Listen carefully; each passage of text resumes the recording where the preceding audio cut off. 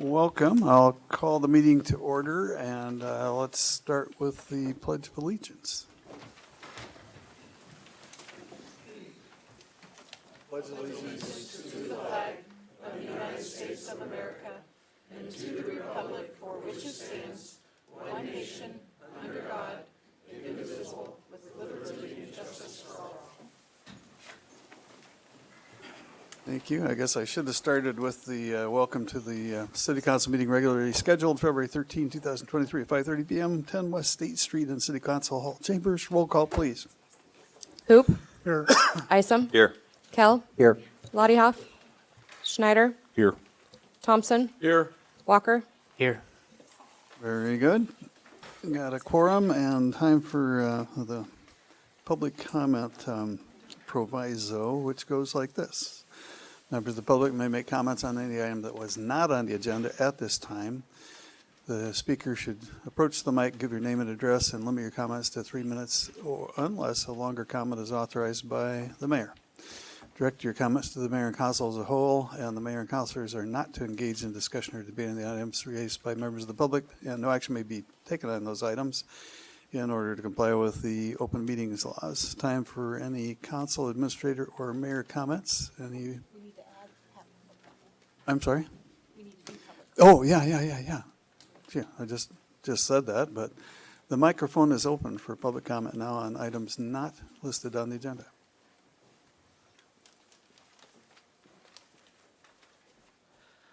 Good evening. As I reviewed today's agenda, I did notice that there was one presentation that we'd advised that was going to occur today is not on the agenda.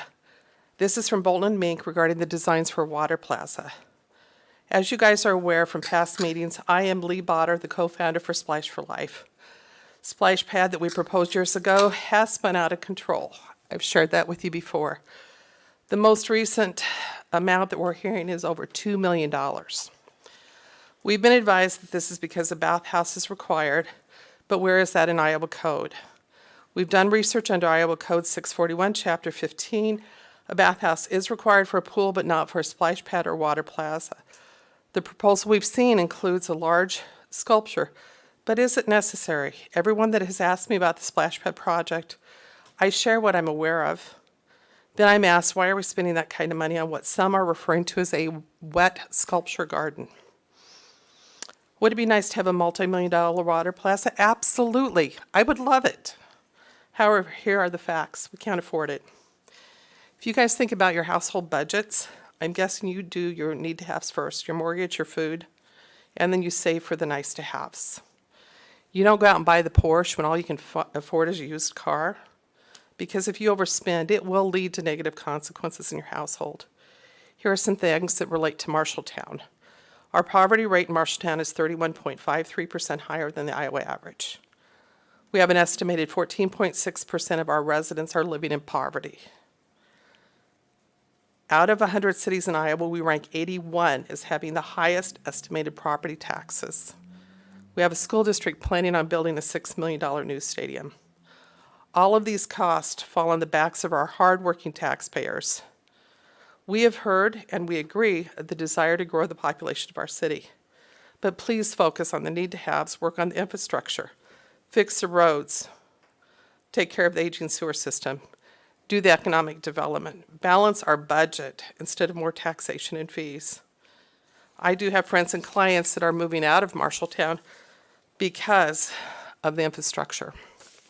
That saddens me. I'm staying, but others are moving. As you look at the budget today, there is a line item on 364 that refers to the splash pad, so I urge you to go back to what we were promised by a councilman and was outlined in our CIP and the future plans for Park and Rec. This is a promise to provide a safe place for all children of all ages and all abilities to play in the water. Not, as Councilman Thompson said, a brochure-worthy amenity that breaks the taxpayers. Work with Splash for Life team on that we've proposed since day one. Together, we want to build something affordable and simple with the intent of future expansion. Go out and research. Epworth, Iowa just built their splash pad with Vortex for $380,000, which was a larger and actually nicer design that we proposed. We are publicly requesting that Splash for Life gives the opportunity to give a presentation. We have done past presentations, but we do have new counselors up here, of an alternative to the multi-million-dollar water plaza. I want to thank you in closing for using the wisdom as you move forward with your decisions that impact our budget, because the majority of our citizens that are footing the bill just want and need something that is safe and simple for our children and isn't excessive. Thank you. Thank you.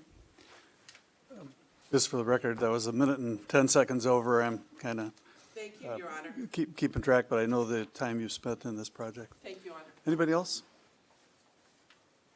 Okay. Now, oh, I'm sorry. I was just giving somebody a chance. Sure. Hello, my name is Jim Shaw. I live at 522 North 2nd Street. I'm here today to speak about our dog leash law and pit bulls. I haven't seen very many pit bulls in the south side of town, but there are a lot in the north side of town. There are at least 10 to 12 pit bulls within a 5 to 6 block area where I live. There are numerous incidents where they are not on the leash, and we have an ordinance for that. The police have been called at least 6 times when this happens. Sunday, my girlfriend Kathy was walking her dog and came upon an unleashed pit bull. The dog was with 2 males who were working in the driveway on a car. She pointed it out to them, and they ignored her. When the pit bull came to the terrace, she was forced to pick up her dog and go back in the other direction. This should not happen. You should not have to pick your dog up and change your plans because of a loose dog. She called the police but did not see them arrive.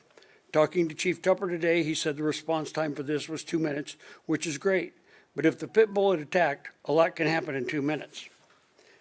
I do realize the police are busy and understaffed, so I don't blame them. They're responding to an issue that shouldn't have happened in the first place. These things have to be prioritized, and a loose pit bull is not prioritized at the top of the list. But if a loose pit bull attacks and injures or kills someone, not only will it reach a higher priority, but it will result in a high $1-million lawsuit against the city because you've been made aware of this problem and not reacted accordingly. Maybe you're thinking an attack won't happen, but in the past, unfortunately, it already has. My girlfriend Kathy had her dog attacked and killed by a pit bull while suffering bites during the episode.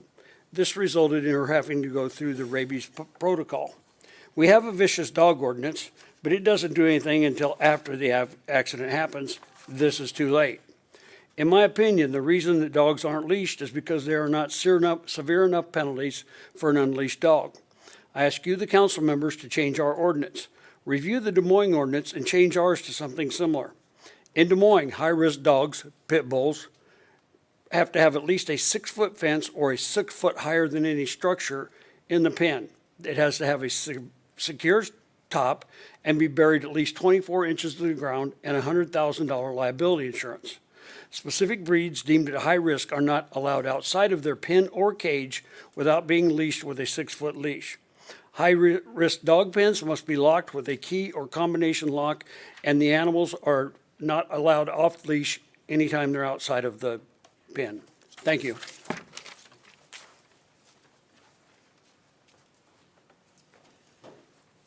Kathy Steinberg, 309 Summit Street, and in no way do my partner and I want to blame the police. What I would ask instead is you broaden your definition of what's economic development. A well-patrolled, highly trained, and effective police force is as much economic development and attraction to a city as anything else. There are other things, other suggestions I could make, but I want to make it perfectly clear. It's not the police's fault. I believe that Chief Tupper's doing the best that he can, and I would appeal to the city council to consider this whole business as economic development. Thank you.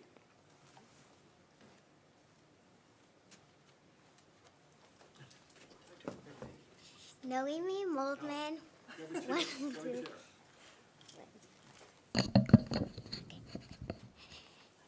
Noemi Moldman, 102 College View Lane. The splash park would normally just be $250,000, but if we add a statue and a roof, it would cost over $2 million, and people don't want to pay that much for it. They just want to have a normal splash park, and if the city can't pay for it, they shouldn't pay for it. They shouldn't pay for something that they can't afford.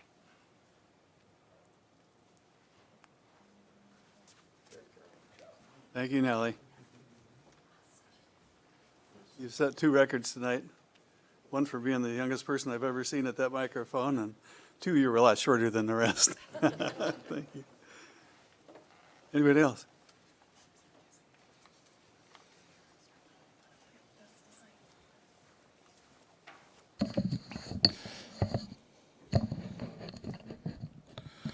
There we go. I'm going to say go ahead and shut me off at 3 minutes because I'll go longer. So I'll try and be right. I'm Lonnie Hoagland, 909 Stegman. They say ask a busy person if you want something done. I'm as busy as I can get, and I think all of your staff departments are busy. So they need some help. They need some money, get some Chief Tupper, some officers so he can do things right. However, yesterday, on a different subject, I called the police department yesterday. I had a loose little dog. I don't really like dogs or cats, so that said, cutest little dog you ever saw in your life, dirtier than heck. His collar was about ready to strangle him. I said, hey, 911 people, this is not an emergency, but I just found the cutest little dog in my salvage yard. He's got blood all over him, and it is not good. Do you want to approach him? It's like, no, I don't want to get rabies. No. But he got an officer down there right away quick, and somehow the dog tamed down a little bit. They got him loaded up, and the officer put him in his police car to take him to the ARL, and the little dog hopefully got all the help he needed. But there was a really quick response time. So that being said, things need to be simplified in government. I'm a Trump supporter. I'm going to make Marshalltown great again, make America great again. It needs to get simplified so it's not so complicated to do stuff. I had a little boy pass away in 98, September 22nd, 98. Do you know how hard it is to give money to the city of Marshalltown? Terrible. I gave a little teeter-totter thing to Woodbury School. That was the first thing I give away. I gave a swing set to Fisher School, but it is very complicated to put swing set equipment on a city playground. You can't do it. But if I'm hard-headed enough to keep doing it, they let me. Then the swing set at Fisher School got where it needed some ground stuff to make it so a little kid falls off and doesn't get hurt. I wanted to give them some money because the pea gravel was gone. Oh, it was complicated to do that. They finally got it done. They did.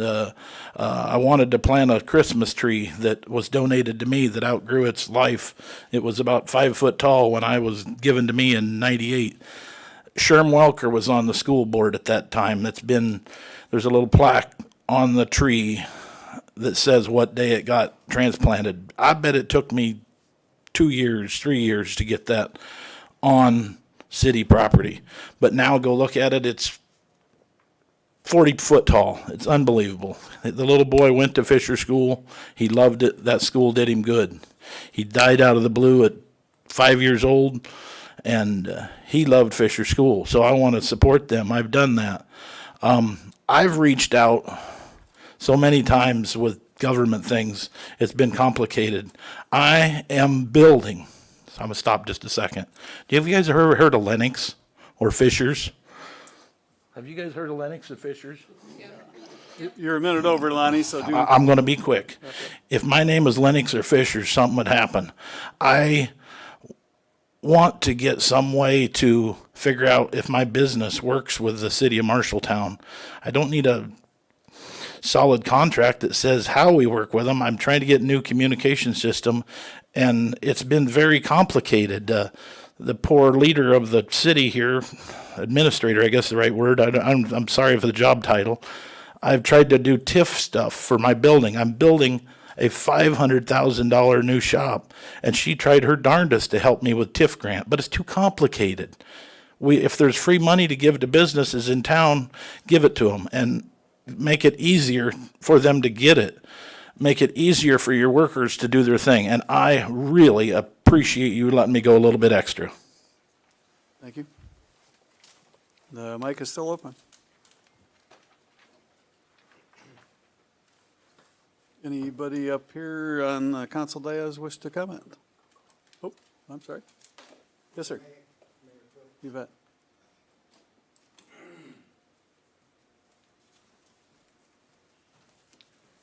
Hello. Miss Kaiser here, Ponce Kaiser, is a resident of Marshalltown. She's got a residence here at, the address is 2212 Summit Street. And about approximately 3 weeks prior to today, she had an accident in the basement with her water line breaking. We've tried to reach out to some of the city clerks, I guess, and they've really couldn't give an answer because we wanted to speak with the council members. What she is asking for, what happened, she's not living there. A tremendous amount of water had flowed through the water meter, somewhere in the neighborhood of 80,000 cubic meters, which resulted in a $2,400 water bill. That happened, she don't check on it all the time, so by the time we did check on it, I did, and I come across the problem, called the water department right away, shut it off. What she's here today is asking the council if they can give her some relief in reducing that bill. We think what would be fair would be half of that. She'd be willing to take on half of that bill, which would be roughly $1,200. If the council could give her some relief and maybe talk with the city, water department to see if there's anything they can do as far as assistance in helping her reduce that large water bill. Thank you. Thank you. Anyone else? And I'll wait 5 seconds this time in case anybody else is slow to get to the mic. Okay, now it's time for council administrator and mayor comment. Anybody on the council? Madam you may, Mr. Thompson. I ask that if the city administrator and you have comments, I'd like to make my comment after that.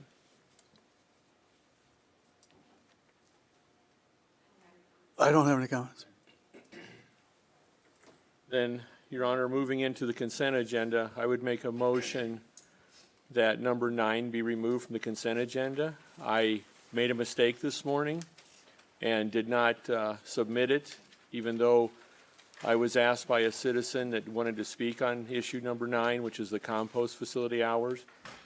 I told him I'd try and make well on my mistake. He had originally sent an email to 4 counselors. He told me I was the only one that replied, and obviously I'm the one that dropped the ball. So if you will allow, I'd make a motion right now to remove number 9 from the consent agenda. Just a parliamentary, the motion would need to be to suspend the rules to allow for consideration of pulling number 9 for the agenda. The council, it is a rule in our manual to have things pulled by noon, and so the proper motion is to suspend the rules, which takes 2/3 of the council approval to do. And my thought was, it's going to be a while before we open the compost again, so this could be a discussion item coming up. So I'm going to deny that request. But since nobody of the council administrator or mayor had any comments to speak, it is now time to call for a motion to approve the consent agenda. Then, Your Honor, I'd make a motion to suspend the rules and for tonight only, so I can make a motion following that to remove number 9 from the consent agenda. There's a second and motion. Let's, I think it's non-debatable. Call the roll. Isom, No. Kell, No. Schneider, No. Thompson, Yes. Walker, No. Hoop, Yes. Failed. Is there a motion to approve the consent agenda? So moved, Your Honor. Thank you. Is there a second? I'll second. Roll call. Walker, Yes. Hoop, Yes. Isom, Yes. Kell, Yes. Schneider, Yes. Thompson, No, because of number 9. Carried. On to item G, resolutions. Oh, yeah, that's right. Approve the liquor license renewals for Dollar General number 4206 at 2413 South Center Street, also for Vaughn's Pub at 22 North First Avenue, and the 918 at 918 North Fourth Avenue. Approved minutes for the January 23rd, 2023 meeting and the January 30th, 2023 meetings, and the bill list of $2,053,276.66. Approve the civil service new hire list for police officer, firefighter, water pollution control plant operator, street maintenance worker, and sewer maintenance worker. Approve the December 2022 financial statements. Receipt of the building and trade permit report for January 2023. Resolution 2023-18, transferring funds for the fiscal year 2023 through December 31st, 2022. Resolution 2023-19, approving reoccurring software services contract for housing program administration with MRI Software LLC. Resolution 2023-20, setting a public hearing for the conveyance and transfer of title of city-owned vacant lots. Resolution 2023-21, setting public hours for the compost facility. Resolution 2023-22, declaring certain property surplus property and authorizing disposal thereof from the Street Division of the Public Works Department. Resolution 2023-23, approving the city fee schedule. Resolution 2023-24, approving applications for the tax abatement within approved urban revitalization areas of the city of Marshalltown, Iowa. Resolution 2023-25, to certify the schedule of special assessments against properties with unpaid bills for collection with property taxes. Resolution 2023-26, decommissioning the Business and Professional Women's Club, BPW Park, and authorizing the disposal of the property. Resolution 2023-27, decommissioning Lawrence Park and authorizing the disposal of the property. Resolution 2023-28, approving contract change order number 4 and number 7 for the 4th and Meadow Lane Storm Sewer Enhancements Project, number SMW 17001, an increase of $31,490 and $19,685.75. Thank you. Now on to item G, resolutions. Looks like we have 3 of those. What's the Your Honor, first point of one, order. please? I need you to rule on a point of order, please. Okay. For future notice, if during the public comment, our rules state that citizens cannot comment on anything on the agenda, but by definition, citizens can't comment on anything in the consent agenda. So for future notice, is a citizen allowed to talk about an item on the consent agenda during public comment? I don't think so. I think the whole idea is people can comment, public comment on something not on the agenda, and people can comment on things that are on the agenda because everybody's expecting it. But for things that are on the consent agenda, if there isn't the notice to take them off, I would be ruling the same way at the next meeting and the next meeting after that. All right, thank you, so- Your Honor. Thank you, Your Honor. You're welcome. Now on to the first item under resolutions, please. Resolution 2023-29, terminating the 28E agreement with the Marshall County Communications Commission for the use of space at 909 South 2nd Street and authorizing negotiation of a new lease. The resolution did say avenue, and we have corrected that to street. Okay, like I still regret that they didn't make that 911 instead of 909 South 2nd Street. Just would have made more sense for the special services that we have coming out of that building. Is there a motion to approve that resolution? So moved, Your Honor. Thank you. Is there a second? Second. Discussion. Just a quick reminder, this was something we discussed at the January 30th meeting in relation to looking at ways that we can help control some costs in the general fund moving forward. The lease is attached, or the 28 agreement with the facility agreement is attached in your packet. It does state that it is a 12-month termination notice, so the lease has been drafted to provide that termination as of February 29th of 2024. In conversations with some different county board of supervisor members, there is time then to renegotiate a lease for the space if that is what they would like to proceed with as well. Our only requirement would be that anything over a 3-year lease period does require a public hearing on our side before it can be approved. So that is future process coming forward when we do have a negotiated lease. Other comments or questions up here by the counselors? Time for public comment on this one. Good evening, Council. My name is Blaze Ware. I live at 106 North 16th Street. I am acting Marshall County Assessor. I am here just to remind the Council that there is a possibility, if it is deemed that you are charging market rent or competing with nonprofit, you could lose your tax exempt status, and that portion of the police and fire station could be taxable based on a newer lease if it's at market rent. That is my only thing I wanted to say. Other public comment? I'll be next. I'm Sheriff Joel Phillips, Marshall County, Iowa. I'm here to represent the Marshall County Communications Commission as chair. I learned about this resolution about 2 weeks ago about the increasing the lease. A lot of our faces have changed since this project has started for the Marshalltown Fire and Police Building. And one thing that I thought that maybe had been resolved was that lease agreement for the Marshall County Communications Center. When we talk about a communications center, represents all of Marshall County, just not Marshalltown. Marshall County is 575 square miles, 13 incorporated communities, 9 unincorporated communities. And then along with many volunteer fire and EMS, our communication system supports everyone. It supports Marshall County. We talk about population, and don't quote me on my numbers, average 25,000 in the city limits of Marshalltown, 15,000 in the county. We talk about what the support does to Marshall County, the communication center. They support our public safety entities. You know, I go back to when the study was going on for the police and fire building. Like I said, many of our faces aren't the same that went through this study, even myself. But there were 15 members on that citizen advisory. Please ask yourself, is this the vision they wanted? Is to be able to charge another public safety that provides service to our community, rent? I understand the troubles that many city and government, along with state agencies, are having balancing budgets. That's our responsibility. That's what we're elected for. That's what we're appointed for.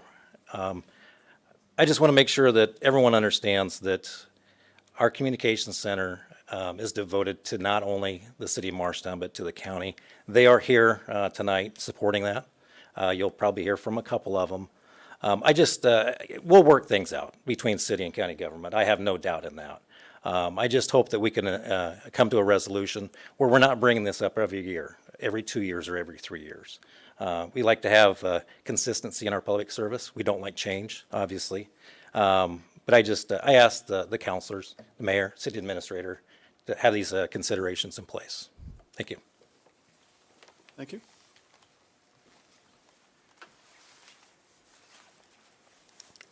Hello all, Rhonda Broaddus, 911 Director.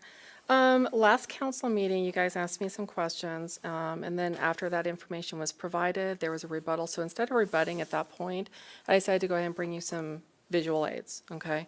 So one of the questions that you asked is what we do specifically for the Marshalltown Police Department that we don't do for the other entities that we dispatch for. So when I say that we are the administrative lines for the Marshalltown Police Department, I went ahead and took some screenshots from the webpage and several other things. If you look at their webpage, the telephone number listed is dispatch, not the officers' numbers, not the extensions, it is dispatch. If you look at everyone's webpage, Marshalltown Police Department, in order to contact the Marshalltown Police Department, the telephone number listed is dispatch. If you look at the Marshalltown Fire Department, they have their number first, then dispatch. If you look at the Sheriff's Department, they have their administrative line and then dispatch. After hours, their administrative line goes to the jail. That's where it's forwarded to. If they need something, then they forward that back to 911 dispatch, okay? If you look at press releases, the Sheriff's Department post their telephone number first and then dispatch. For the, I'm sorry, I was pointing up the wrong one.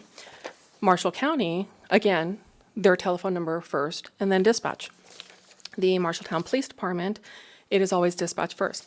If you look at officers' business cards, it is dispatch's telephone number. So when I say that we are the administrative lines, we are truly the administrative lines. On top of the fact that, again, we answer the vestibules and so on and so forth. Even if you look at just your phone book, and I realize this is an ancient thing, nobody looks at telephone books anymore. I get it, totally. I bring this out and my dispatchers are like, what's that? It's so archaic, right? Marshall County Sheriff's Office Administration, their telephone number first, then dispatch. Marshalltown Police Department, dispatch. Would you like more? Thank you. You timed that perfectly. I mean, literally, just hit the 3-minute mark. Thank you. I've been teaching for a lot of years. Anybody else?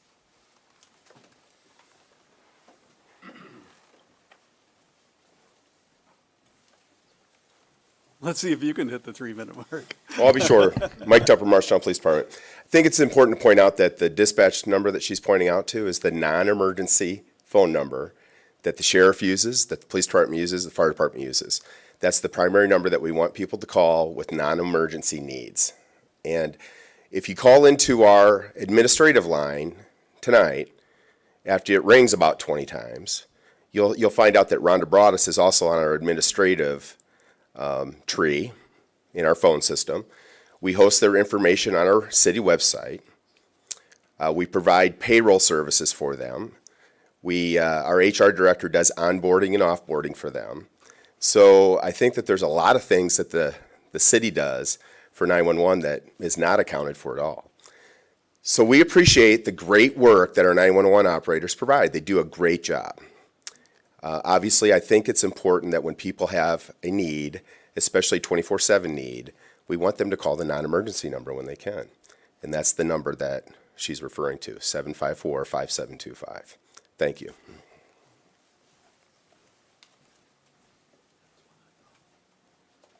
Anyone else? Okay, so much for discussion. Roll call. Thompson, No. Walker, Yes. Hoop, Yes. Isom, Yes. Kell, Yes. Schneider. Yes. Very good. That did carry on to the next item. That's a public hearing. Would you tell us what that's about? Public hearing and resolution 2023-30 approving the maximum property tax dollars relating to the affected property tax levies for the budgeted fiscal year ending June 30th, 2024.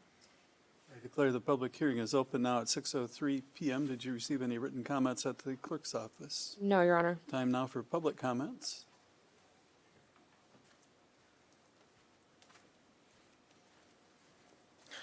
Mark Eaton, 1007 South 10th Avenue. I don't think you should fund the band levy or the Civic Center levy, but you will. Senate File, 181 is going to change the rules of the games this week and change all these numbers. And so I was expecting you guys to move to table this until we had real good numbers to work with. But instead, we're going to have a facade of a public hearing, and then we're going to call it good because we did it. So I don't think that's really good government. Thanks. Thank you. Anyone else wish to comment? Staff review comes next.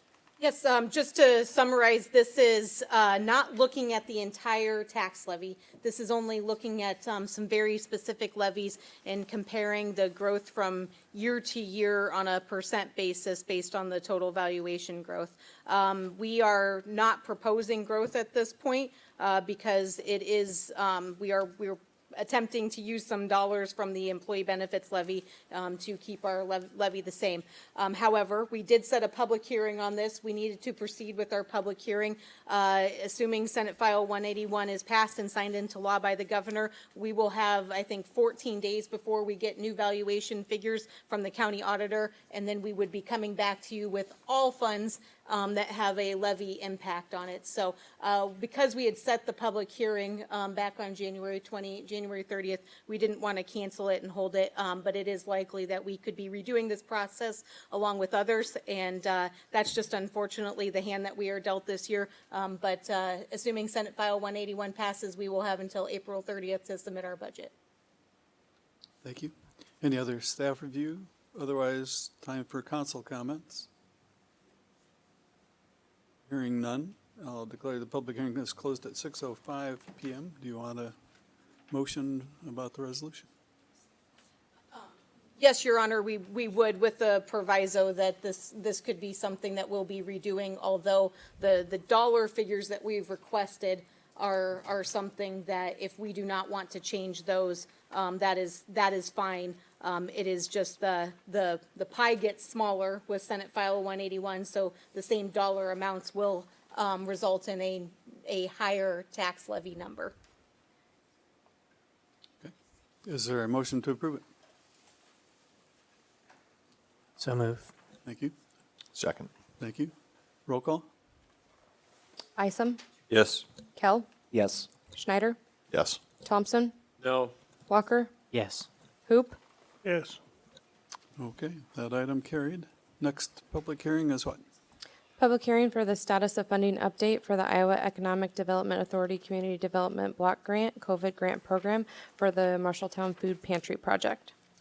Okay, declare that public hearing is now open at 6:06 PM. Did you receive any written comments to the clerk's office? No, Your Honor.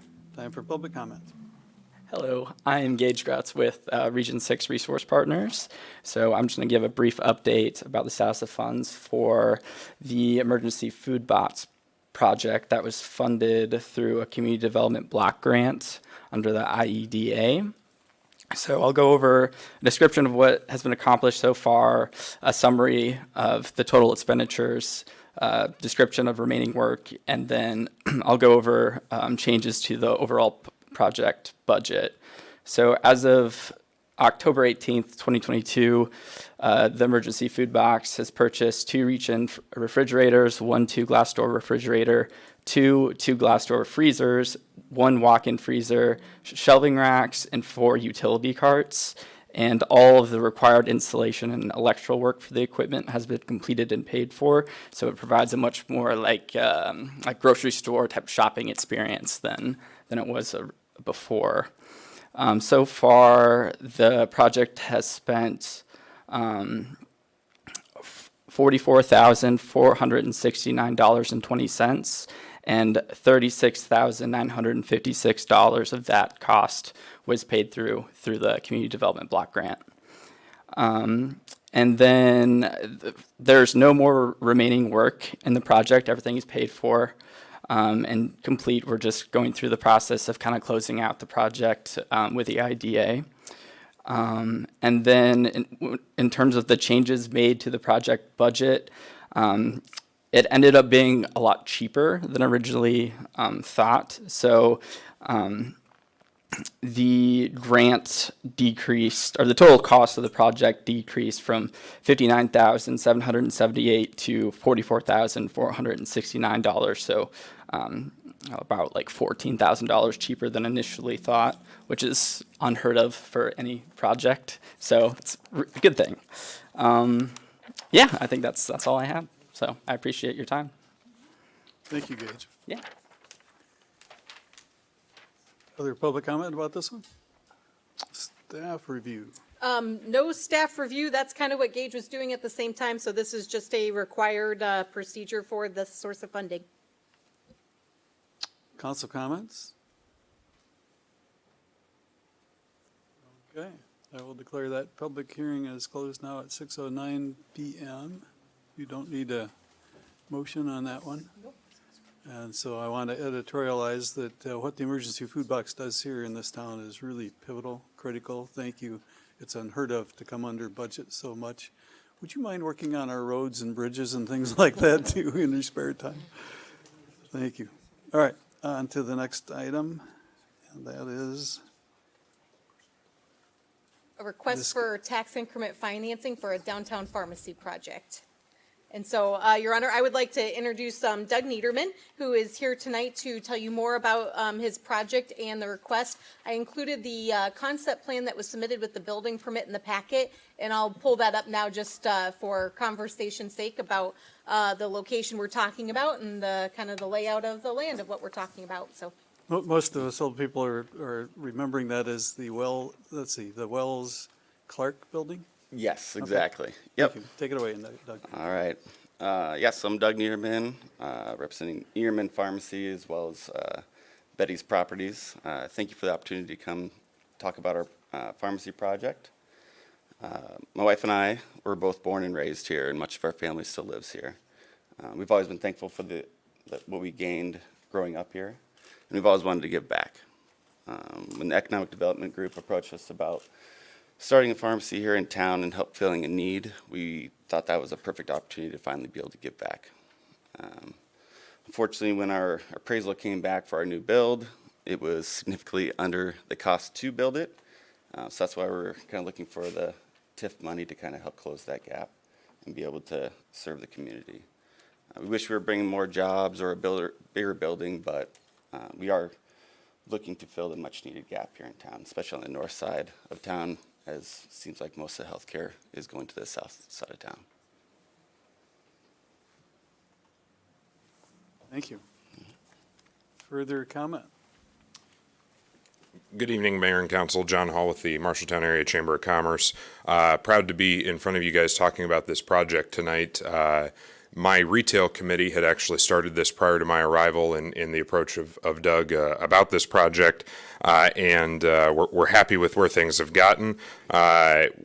Unfortunately, appraisals have made this a real challenge, and we thought at one point that the project was ready to walk away because of this major investment gap. But really what I want to talk about is the fact that we have a local entrepreneur who's back ready to invest in his hometown. We know that there is major need for pharmacy services on the north side of town. It's a need we continue to hear. Pharmacy in general, we know that our pharmacy lines tend to be pretty stacked, pretty long. If you go to Hy-Vee any afternoon, it is a long wait. There's a clear but-for analysis, which is a requirement of utilizing TIF. And so it's really, but for this funding, would this project happen? I think Sam from UB&T is going to come up and talk a little bit about the financing component to it, but I think the answer is clear. I don't know that I've ever seen really a more clear example of this, and this is built with a number of partners coming together. So in addition to personal investment, bank finance, the request for the city grant and the city TIF agreement, the chamber is providing a grant, and Consumers Energy is providing a low interest loan on the project. As has been mentioned, the appraisal continues to be a challenge. Until we continue to see more investment in our downtown, this is going to be an issue that we run up against over and over. The hope is that as we continue to see investment in downtown, that course starts to right.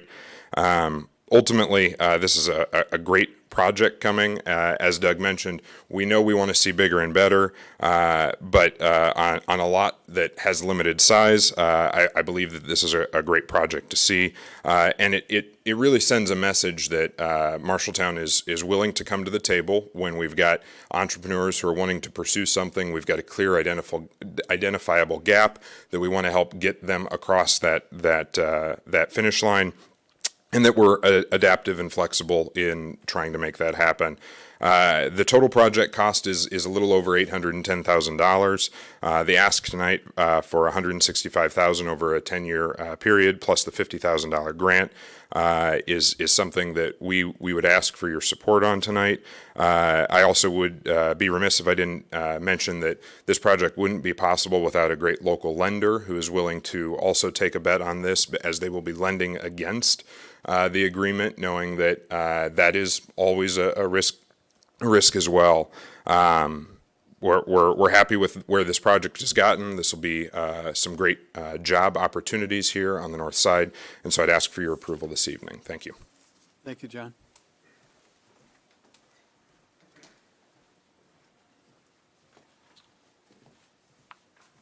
Good evening. I'm Sam Upaw, and I work at United Bank and Trust here in Marshalltown. And to just kind of recapture what has already been said, the reason for this request is to fund the shortfall between the appraisal and the actual construction cost.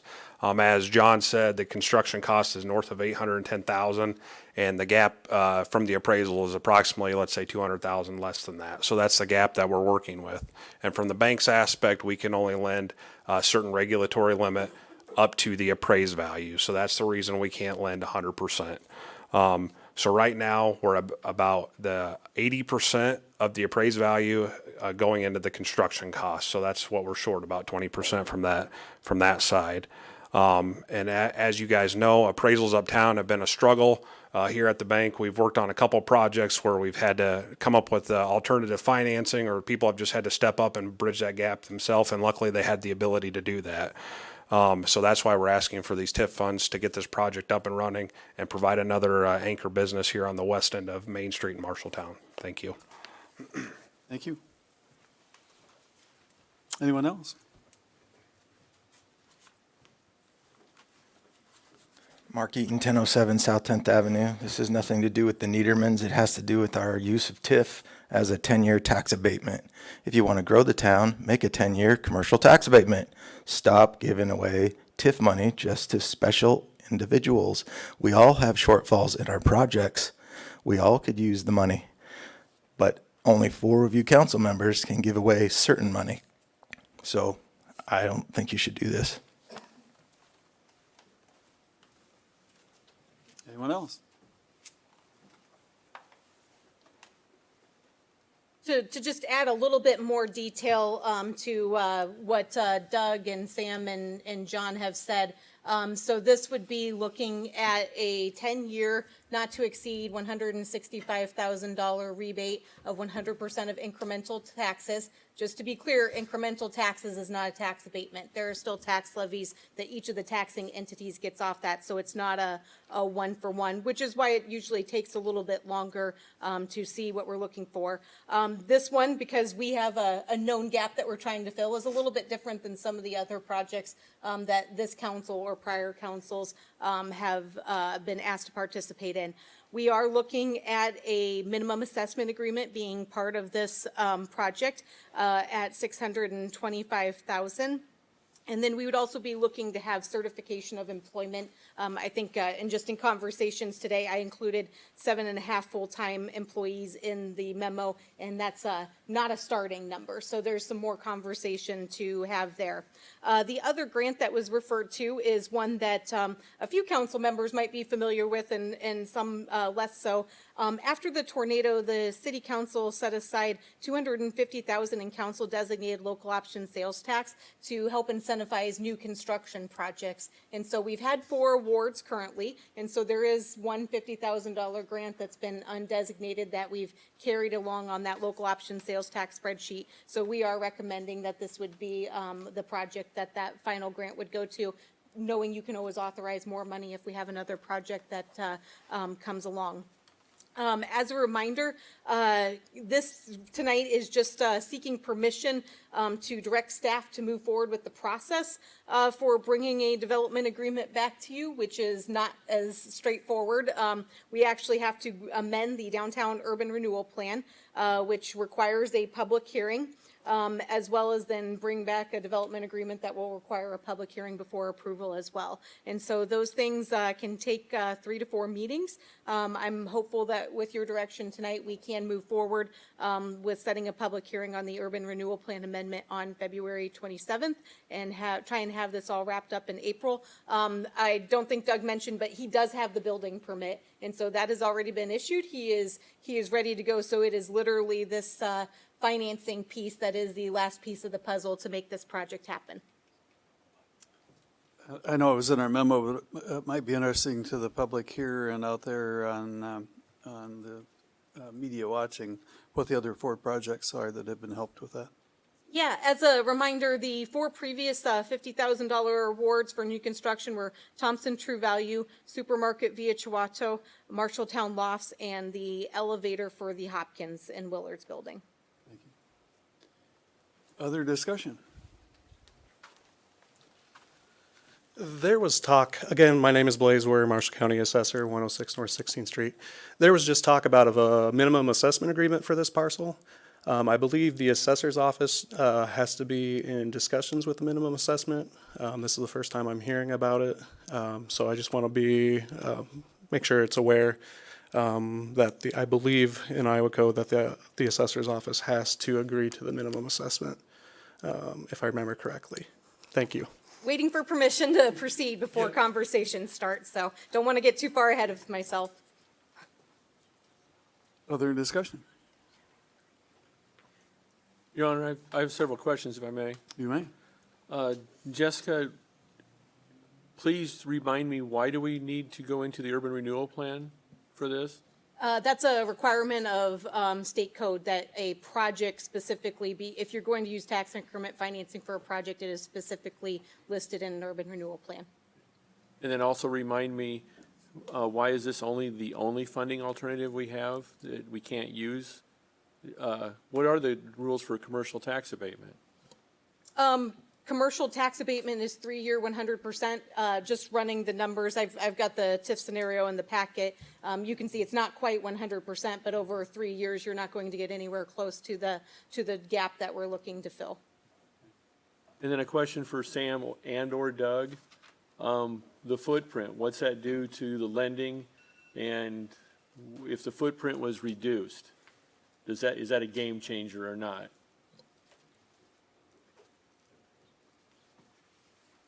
If you would, please. So it's working with the architects on this this project. They said that pretty much you have all these sunken costs. That doesn't matter if the building's 100,000 square foot or if it's 2,500 square foot, you still have these minimum things that you have to pay for. And so shrinking the building wouldn't save much money because you already have this other things that you have to pay for to make it work. And Doug, are you planning on using local contractors? I used Garland Construction as the contractor, and then I pushed them to use as many local people as it could. Made some recommendations for people who I know who have businesses here in town as far as flooring and everything else that I could think of. Thank you. Pretty well known to us with the airport and the Civic Center. Garling's been around town here quite a bit. I think I'll follow up that with, the building started out much bigger than this. There was plans to have another retail part of it, so it'd have 2 tenants, the pharmacy and then a retail. But because of costs, that was nixed to downsize the footprint. And I'd say the footprint is the correct size to service the community today. And I think if you go any bigger, then we got a cost issue. If you go any smaller, you're not going to be able to service them. So thank you. Other discussion? Okay. Do you need staff direction on that one? Yes, Proceed? I'm looking for a motion to direct staff to move forward with bringing back an urban renewal plan amendment and starting this process. I would make that motion, Your Honor. Second. Roll call. Thompson, Yes. Walker, Yes. Hoop, Yes. Isom, Yes. Kell, Yes. Schneider. Yes. Thank you. Yep, go forward with it. Remember when Osco had a pharmacy downtown, and I still get some heat at home about voting on one that was Medicap over on Third Avenue when it was turned into something other than a pharmacy. So one of 3 votes I took in my lifetime that I still get heat about. Next item is Center Street Viaduct Project.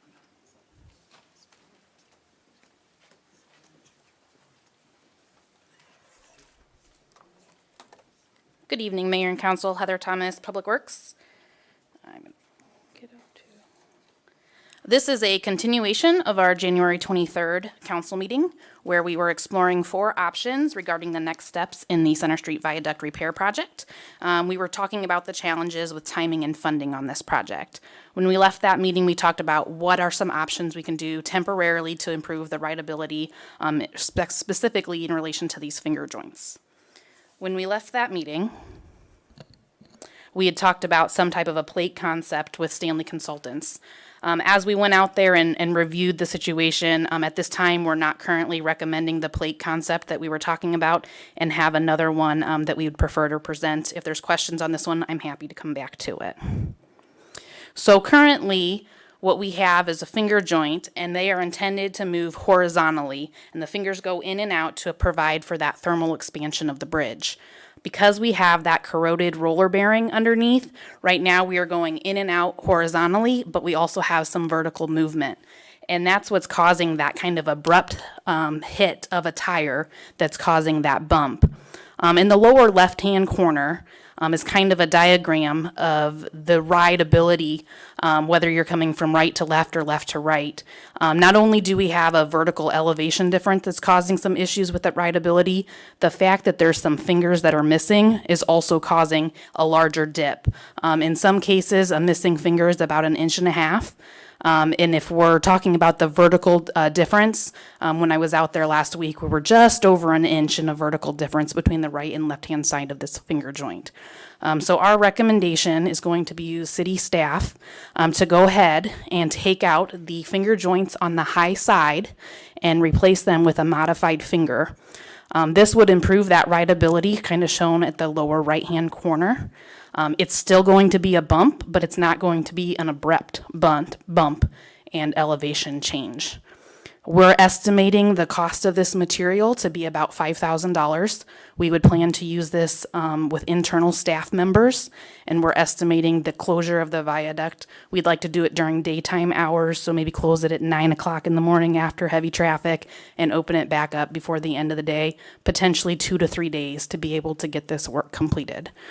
So we're hoping with this temporary measure, if you guys approve, this will give you additional information to go ahead and proceed making a decision on the 4 options we discussed last time as far as how to proceed on the Center Street repair. I'm happy to answer any questions. Any council questions or comments? Your Honor, Yes. I do think that this seems like a reasonable use of $5,000 so we can give ourselves some time to go after those additional funds for the viaduct project. Thank you. Any other council comment? Your Honor, Yes. from a timing perspective, if we said go today, how quickly do we see the fix, and do we expect the fix to last through the timing of when we expect the next phase of the Center Street Viaduct to occur? Right. So if we talk about option number 4, which was delaying the project and going after the $1.5 million grant money, construction would be delayed to late 2025 at the earliest. So we're really hoping for a repair that's going to last 2 to 3 years. With the replacing of these fingers, we do feel that's going to be a repair that lasts that 2 to 3 years. Right now, we do have some of those fingers that are popping out. The welds are becoming bad on those. That's something that we're going to have to monitor, and if we need to go in and weld some additional ones, we'll do that over the next 2 to 3 years. Your Honor, if I may. You may. Heather, is because of the roller decay, is one side always the high side? To the best of our knowledge, I do believe that the one side is typically higher than the other. Now, it's opposite, so one of the finger joints is one way and the other is the opposite. And I don't want to come across as really stupid and more naive than I really am, but we have someone on staff that can do this welding? Right, so we asked that question, and because this is a temporary fix and it's not a structural fix, we're able to do that without a structural certified welder. I did meet with my welders out there on site on the bridge, and we are comfortable doing this in-house. All right, thanks, Heather. Thank you, Your Honor. You're welcome. Anyone else up here? Any comments out there in the public? Staff direction on this one? Yeah, I think if we just probably like a motion to proceed with what is proposed in temporary measure number 2, and to proceed with option 4 for the viaduct, which is applying for the bridge funding that, as Heather said, would delay the project from a 2024 project to 2025, 2026. Your Honor? Yes. I'd motion to use up to $10,000 to get this fixed. Thank you. Is there a second? Second. Roll call. Walker, Yes. Hoop, Yes. Isom, Yes. Kell, Yes. Schneider, Yes. Thompson, Yes. Very good. Staff has its direction on that one. I thought we might hear from somebody that lost their dentures going over the viaduct. Let's go on to the next one.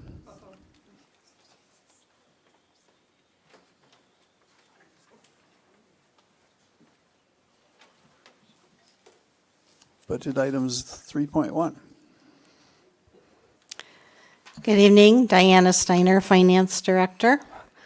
All these budget items relate to each other, so sheets that I prepared for you are going to go across the next several items. But first I wanted to start out with the projected cash balances. So in the first column of numbers is our ending cash balance as of 6/30/22. So that's actual, we know what that is. And then all the pages that we're putting together for budget, we did the revenues minus expenses. So that's the current year FY23 budget that we're going to be amending. And then you also have the FY24 budget and then your ending cash balance. So it's important to know what your ending cash balances are in these funds, because you can look at the different items. Like for grants, you can see revenue coming in and expenses going out, but for timing purposes, some come in ahead of time and other grants you get reimbursed. So it's always good to look at the cash balances. And then when we put the report together for the state, we'll also have these categories. So our first category is general funds. So at the last council meeting, with your help, we figured out how we're going to balance FY24. So you can see it's now in balance. However, for FY23, we're still in a deficit, and that's going to be on the last item on the topic agenda here. So we'll talk about that later, so we'll just bypass it for right now. Cash flow reserve, at the last meeting, you wanted us to use local option sales tax to bump this up. So we have a 17% of our general fund expenses in cash flow reserve. So I did that. The next item, Fund 030's capital reserve. So our 5-year capital improvement plan, we put those numbers in there. So we're levying the dollars for our capital improvement, and then we transfer the money to this fund when we actually expend the money. Fund 031, that's our capital reserve for building maintenance. That was also in the capital improvement plan. And then our large vehicles. We're setting aside money for a future fire truck. So that's the general funds. And we talked about that in prior meetings, the general fund for FY24. I'm going to give you an update on fiscal year 23 later in the meeting. So then the next category is the special revenue funds. These are taxes, so the road use tax and local option sales tax, some of our levies. So I brought you these activities before, so I won't spend much time on them right now. But one thing I want you to notice is Fund 183.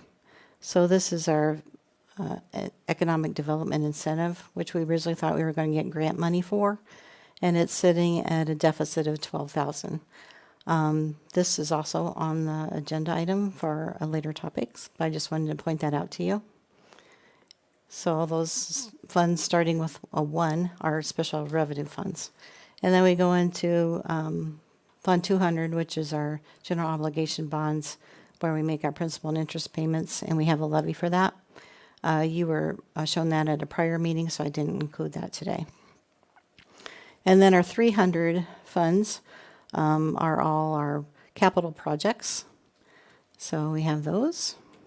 And then our 600 and 700 funds, those are our enterprise funds. So just wanted to let you know that information, how we put the budget together, so you can refer back to it. So do you want me to go on to the next topic? Or? Yes. Okay. Yes, please. Okay. So our next topic is the special revenue funds. So in the memo, I outlined what the different special revenue funds are for. We have road use tax, which I brought to you before, our employee benefits and police fire retirement, I brought that to you before, but it has been updated because part of the process to getting in balance was to put a vacancy factor in for the police department positions. So since the wages go down, then the taxes and the employee benefit went down as well. So I adjusted for that. The emergency fund levy didn't change. Local option sales tax, I did put together an updated sheet, which I'll pull up now.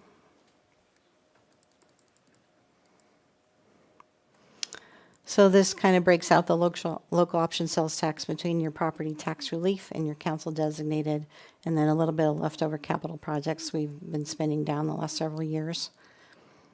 So I want to tell you what I did since the last meeting.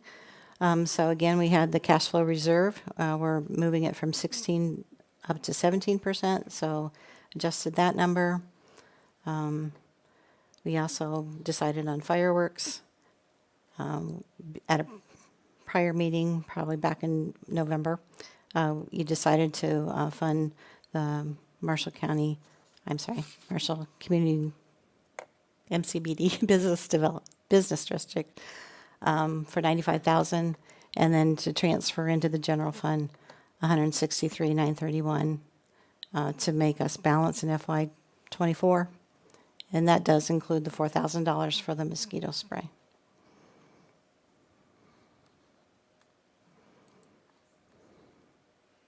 And also provided the TIF budgets. You saw these back in November when we certified the debt to the county. This just kind of gives you a breakout between the different urban renewal areas.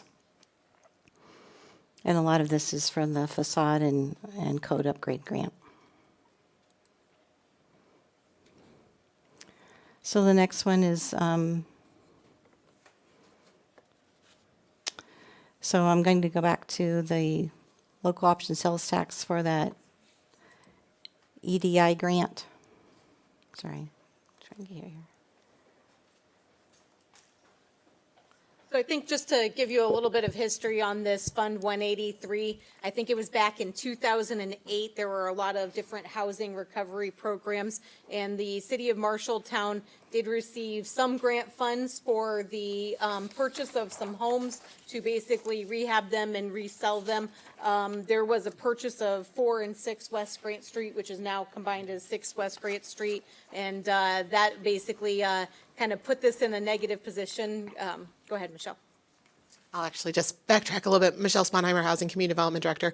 We did have a grant for that. This one was actually under, excuse me, when they were doing some of the earmarks, and it was intended to do some redevelopment post our downtown, original downtown plan. And so we were going to purchase some areas and encourage redevelopment. 2008 hit, economy tanked, things didn't happen as we thought they might. And so those grant dollars were then not able to be used like we thought they would be able to be. So 4 and 6 West Grant were purchased before grant funds came in, so therefore we were stuck with the expense. We have since demolished those 2 properties, combined them into one parcel and sold them, and so the sale proceeds for that sale are going to offset or taken into consideration of that deficit that is there. I think we got $1,025 for them. So that's where we're stuck with a deficit in a fund that has no activity, nothing basically happening to it. And the final kind of piece to drop was selling those lots. So we are looking to request a way to cover the deficit that is in this fund and essentially wrap it up and close it out using local option sales tax to fill that hole. Your Honor, at this time, I'd make a motion that we use local option sales tax to zero out that fund and close it. I'll second that. A discussion? Up here, out there?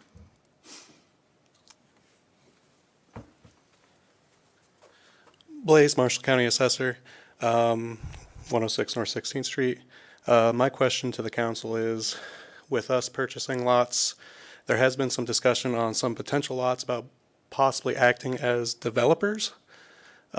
Just again, want to reiterate that there are things within the Iowa Code that if you are acting with nonprofits, charging market rent. Those could be taxable. So if we are going to be acting as developers, again, I just want to reiterate that is a possibility that the tax exempt status could be lost. Thank you. And to be clear, that has nothing to do with what we're asking here. 4 and 6 West Grant Street have been sold, and so those are actually back on the tax rolls now. Roll call. Isom, Yes. Kell, Yes. Schneider, Yes. Thompson, Yes. Walker, Yes. Hoop, Yes. Next item. So the next topic is That carried. capital projects. So, and again, in my memo, I kind of outlined what the different projects are. I would like to bring your attention down to the American Rescue Plan. This was money sent to us from the federal government, and you can see here what we have planned for it. From the action to resolve the deficit, you did agree to fund at $49,000 the deficit with ARPA money. So I'm assuming you agree with that we're not making that change? We're going to continue down that path? Okay. All right. So it's kind of one of those things of, we have a deficit of approximately 50,000 in either this fiscal year or next fiscal year. We plugged ARPA in last meeting before we knew what we actually had in the current fiscal year. And so the question really is, do you want to change course, or do you want to leave ARPA where it is in fiscal year 24, or do you want to leave things where they are? I think ultimately the activity that Diana and her office does is going through and after the fiscal year and making sure that everything's accounted for, and only transferring money in, whether it's ARPA or local option sales tax, if it's needed. We do have some ongoing vacancies where it is likely that that 50,000 might not materialize. We could see some revenue changes, positive or negative as well. And so I think we're looking to know more so, is it, do we have permission to use ARPA or local option sales tax to be the solution for the nearly $50,000 hole that we have in this current budget? Your Honor, if I may. You may. How long do we have to use the ARPA money? Because when we first moved it into the that'd be June 24. Yes, so basically it needs to be all committed by December 31st of 2024. And so there is a small risk that if you don't use it by June 30th, we would have to use it for something. But we do have some ongoing projects, State Street's the big one coming up, where there would be potential other ways to allocate it. Yeah, so we'd have 6 months in 2024 to allocate it to something that qualifies for ARPA use. Yes.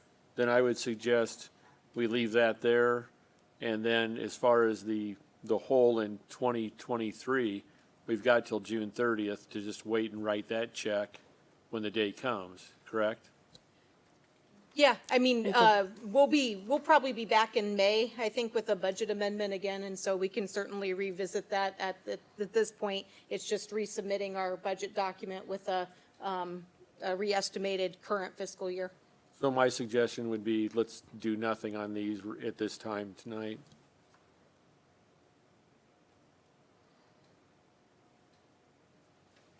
Other comment?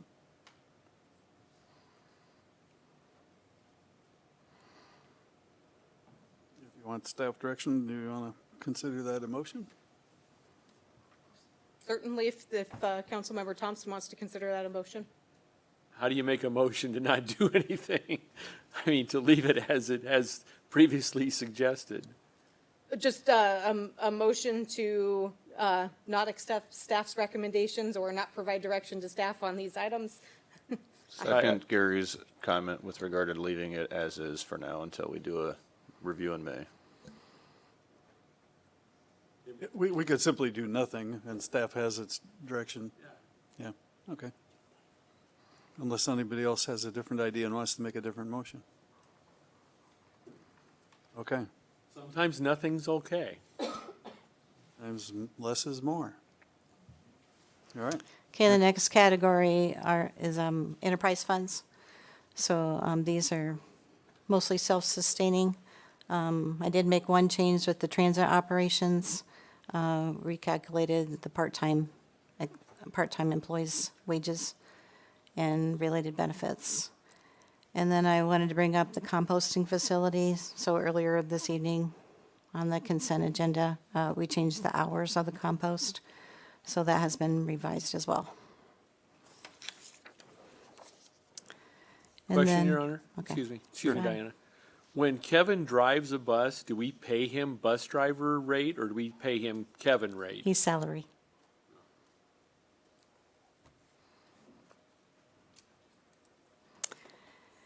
And then the next item is transfers between funds. So you'll see this in the budget comparison reports, but I just kind of wanted to give you a summary of what we're doing. So the first column is what we're transferring it from, and then the third column is where we're transferring it to, and with an explanation. So this is also helpful just to kind of look at, to see what's going back and forth and to compare between years. You'll see a lot of transfers between the capital projects funds, because it's funded with different sources. Any major ones that we should point out? No, they're pretty steady. I guess the thing they'll add related to that is a lot of times the way our software presents the capital improvement plan to you, we kind of have to make our own transfers in that because transferring in and out is really not something that's possible to do with that software. So that's where if you try to compare the Planet report with that, it's going to look a little bit different just because of where some things are going. But things are still project-based when we talk about them with you. Things just look different on the financial back end. Thank you. So now I was going to go back to the FY23 budget deficit in the general fund. Just kind of wanted to let you know what caused some increases. So we did go back through electricity and gas utilities increased over $78,000. Diesel and gas increased $26,000. Liability and property insurance increased by 16. We haven't actually got our premium yet this year, so that could change. Hopefully it's not more than that. And then our software maintenance costs increased by $45,000. So we went through the budgets and updated those numbers and took into account the vacancy factor for the positions that haven't been filled for part or all of this year. And so we're still leaving with a deficit of $48,000. And then I just kind of outlined some options, but you already talked about just waiting, so that's fine. So any questions on any of this? Questions up here? Out there? Thank you, Diana. Appreciate it. Okay. With that, any further business to conduct tonight? I will declare that the meeting is adjourned as of 6:48 PM. Jim and Kathy, if you don't mind, I'd like to visit with you after. Thank you. We're adjourned.